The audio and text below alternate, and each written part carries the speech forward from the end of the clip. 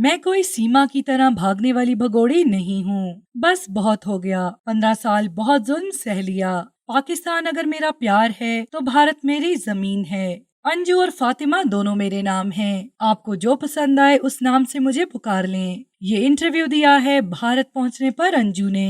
अंजू वापस हिंदुस्तान क्यों गई? क्या नसरुल्लाह और अंजू के दरमियान ताल्लुकात खराब हो चुके हैं? क्या अंजू अब वापस अपने पहले शौहर के साथ रहेंगी? अब नसरुल्लाह हिंदुस्तान में रहेंगे या अंजू पाकिस्तान जाएंगी? अंजू अपने बच्चों के बगैर पाकिस्तान क्यों गई? इस सब के बारे में हम आज की वीडियो में बात करेंगे। नाजरीन, कुछ अर्सा कबल ही ये खबरें वायरल हुई थी कि अंजू की तबीयत पाकिस्तान में बिगड़ रही है और वो हिंदुस्तान अपने बच्चों से मिलने जाना चाहती थी। उनके साथ नसरुल्लाह ने भी वीजा के लिए अप्लाई किया, लेकिन उन्हें फौरी तौर पर वीजा ना मिल सका।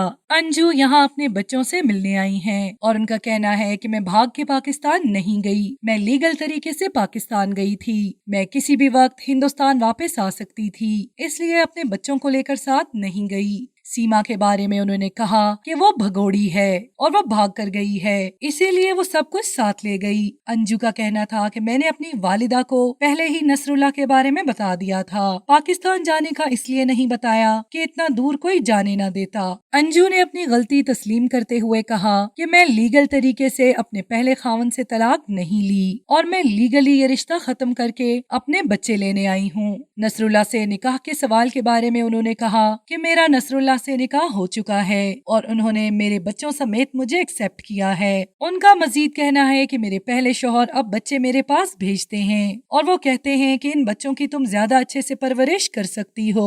उन्होंने कहा अगर ये केस इतना हाईलाइट ना होता तो मैं जल्दी ही हिंदुस्तान वापस आ जाती। नसरुल्लाह के लिए हिंदुस्तान में रहना मुश्किल हो सकता है, इसलिए हम दोनों किसी तीसरे मुल्क में रहना पसंद करेंगे और वो तीसरा मुल्क दुबई भी हो सकता है। अंजू ने कहा कि सब लोग मुझे लेक्चर देना शुरू हो गए हैं, लेकिन असल वक्त में आपका कोई साथ नहीं देता।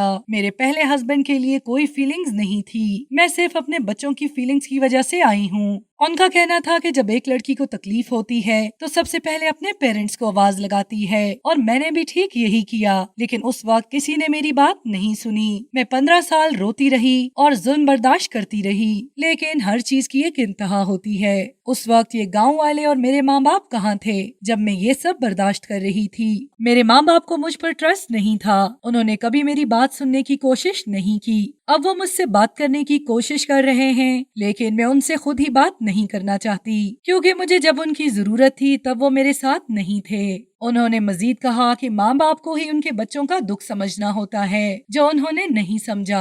अंजू ने कहा कि दोनों मुल्कों के लोग एक दूसरे को भाई समझते हैं। पाकिस्तानी इंडिया को बड़ा भाई समझते हैं और कहते हैं कि यहाँ भी मोदी जैसा कोई लीडर होता तो मुल्क बहुत तरक्की करता।